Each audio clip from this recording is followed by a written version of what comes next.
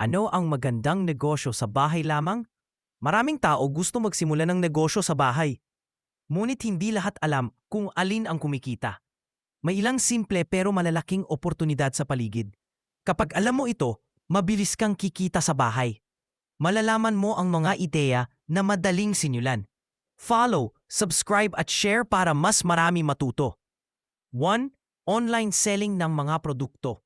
Pwede kang magbenta ng damit, gadgets o accessories. Maraming tao online. Kaya malaking merkado ang maaabot mo. Maaari kang magsimula kahit maliit ang puhunan mo. Importante ang magandang packaging at mabilis na delivery. Gamit ang social media, mas mabilis ang sales mo. Online selling ay patok lalo na sa kabataan. 2. Food business. Pwede kang magluto ng snacks, merienda o ulam. Iba't ibang klase ng pagkain ay laging in demand. Gumamit ng delivery apps para mas maraming customer. Mahalaga ang lasa at presentasyon ng pagkain mo. Maaari kang magsimula sa maliit na batch lang.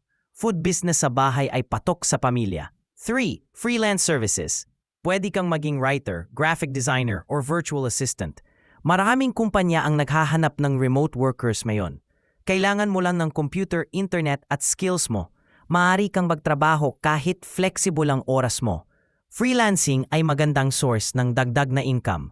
Kapag consistent, maaari itong maging full-time trabaho mo. 4. Online tutoring. Pwede kang magturo ng math, English o science online.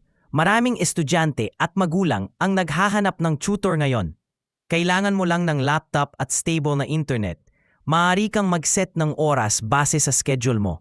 Online tutoring ay madaling simulan kahit maliit ang puhunan. Kapag mahusay ka, maraming loyal na estudyante ang makukuha mo. 5. Handmade products. Pwede kang gumawa ng accessories, candles o soaps.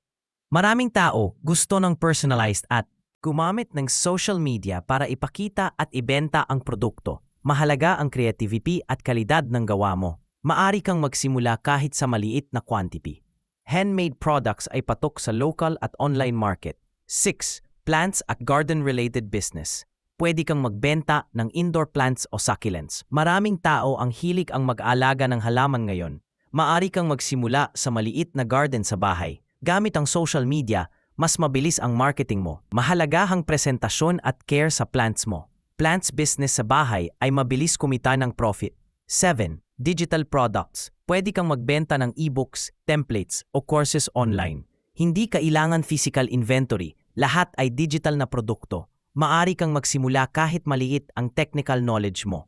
Maraming tao ang naghahanap ng tips at guides online. Gumamit ng website o social media para ibenta ito. Digital products ay magandang source ng passive income mo. Marami pang negosyo pwede gawin sa bahay lang.